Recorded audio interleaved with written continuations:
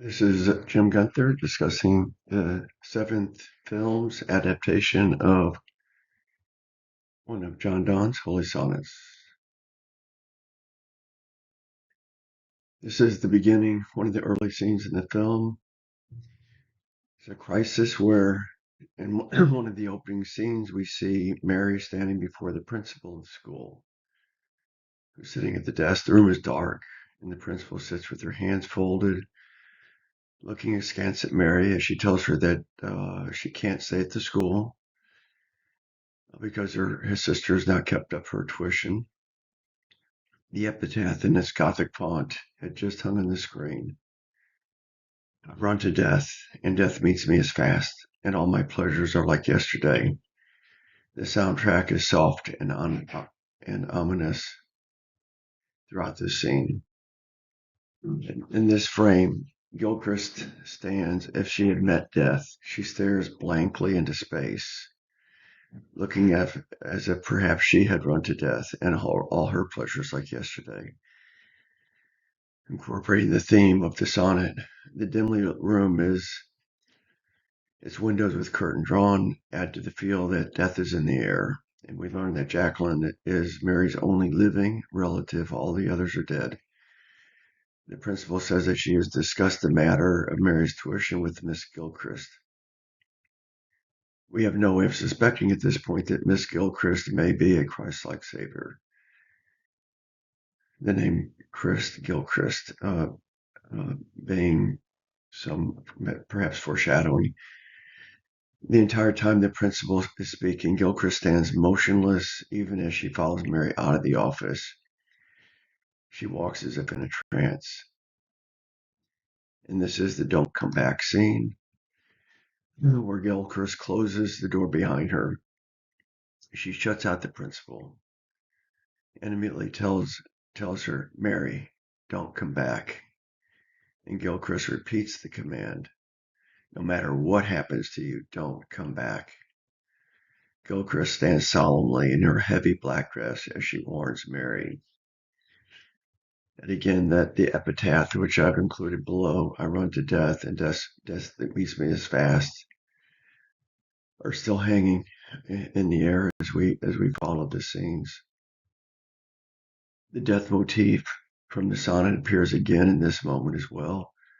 Gilchrist speaks directly of death, the death of her parents. She tells Mary, I did not have courage. Again, we remember the epitaph, her pleasures only like yesterday. Gilchrist says, I came back, and the words of the epitaph are haunting. It looks as if death has met her as fast. The look on her face. Again, the pattern of the wallpaper behind Mary in the scene is both light and dark. And we'll see that motif of the wallpaper throughout the film. The light part, the shape of a star. Here, the light white is only behind Mary. Gilchrist's dark dress blends with the dark wall behind her. Again, the soft, ominous track continues as Gilchrist speaks. She tells Mary one must have courage to live in the world. Her face softens. Her head leans forward slightly as she offers this, may it be prophetic advice to Mary. Then the principal calls Gilchrist, and Gilchrist leans forward to touch Mary's hand as Gilchrist quickly retreats back into the dark office of the principal. It is also a Christ-like figure for warning that the innocent Mary. Of course, they ascend also. Still, it is this foreboding frame, especially following the foreboding warning of Gilchrist, don't come back. Then we see Mary descending the stairs in the second frame at the bottom.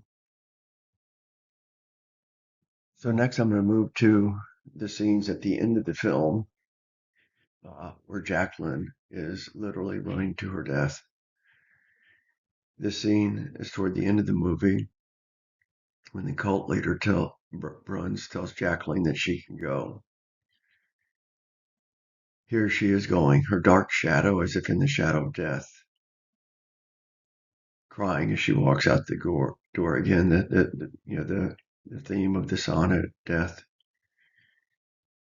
is powerful in this moment as well. The clock motif appears again, as in the beginning when Mary was going away from her school to find the sister.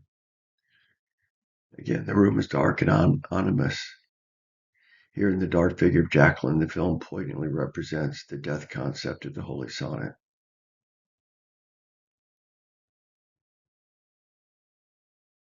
Further in this run to death, in the following scene and the moments within it, the film fully dramatizes Jacqueline's run to death, a death that does, we find, meet her at last.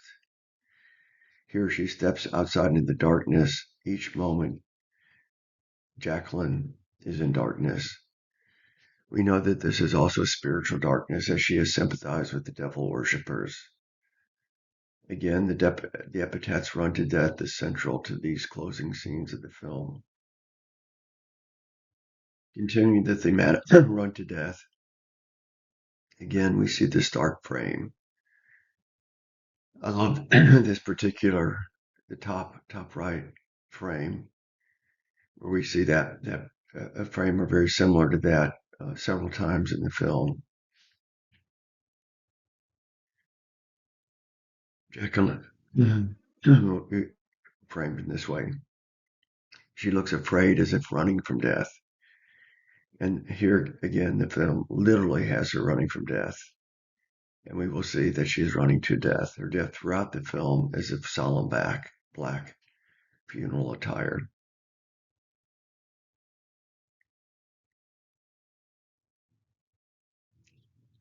And here with her shadow cast against the light wall, she's in the dark.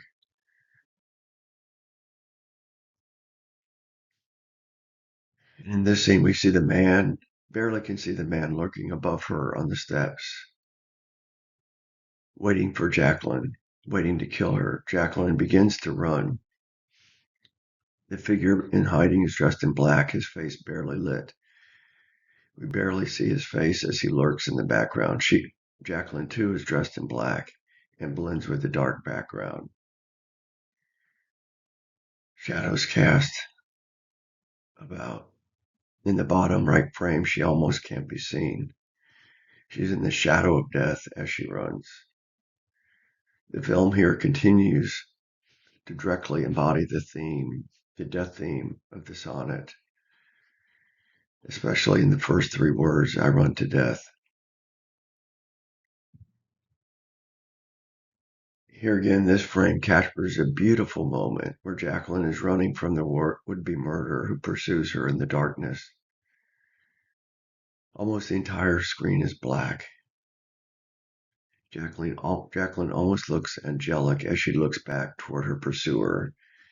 We see that same frame with Jacqueline in that posture, almost as if floating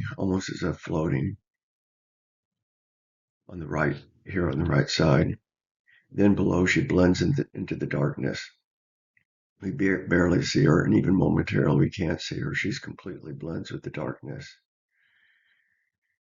The darkness consumes her as she runs to death.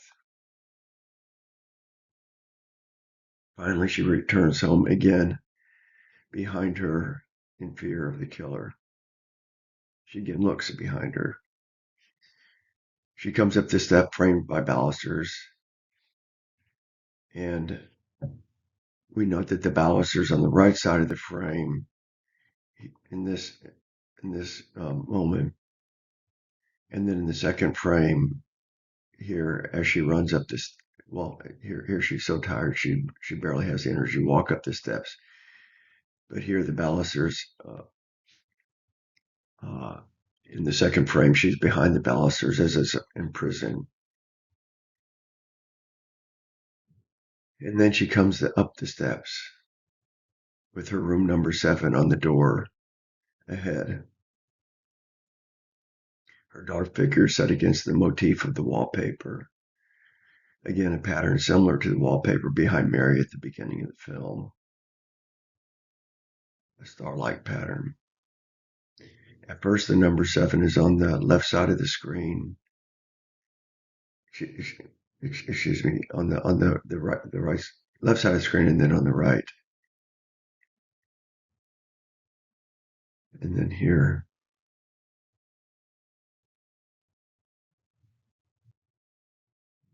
the number 7 is not only the title of the film, of course, but it's a number with great spiritual significance throughout the Bible, not only Christianity, but other religions as well.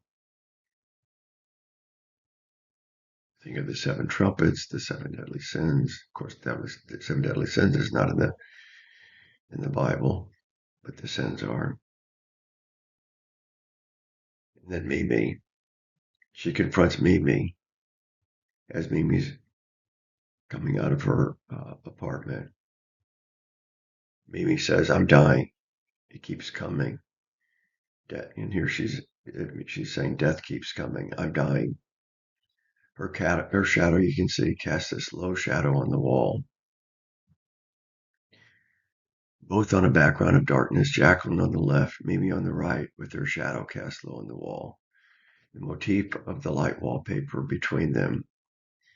And Jacqueline says, "I've always wanted to die, always." Jacqueline's eyes are wide open, looking intently at Mimi. And again, here, fully incorporating the death theme of the sonnet. Here, Death and Pleasures, where Jacqueline asks Mimi, "Why wait? Why?" Of course, Jacqueline means, "Why wait for death?" Mimi takes it a different way. Mimi says she's not going to wait. She's not going to wait to laugh and dance. So she takes it differently. Jacqueline is talking not about waiting for death, and Mimi is talking about not waiting for pleasure, song, and dance. And again, the theme of the sonnet, Jackie says, "You will die." Jacqueline walks into a room with the noose hanging above. And the noose stays in the frame as the scene moves to the meeting of the devil worshippers below. Just momentarily, we see that noose in that next frame. And then the death and pleasure themes within the sonnet. Mimi here, a dark but sequined dress, going to pleasure to laugh and dance. And then she hears the sound and looks at number 7 on the door to Jacqueline's room. We know now that Jacqueline is dead. The unforgivable sin of suicide. Here, the full meaning of the epitaph is fully captured. The run to death, death meeting Jacqueline fast, all pleasures like yesterday.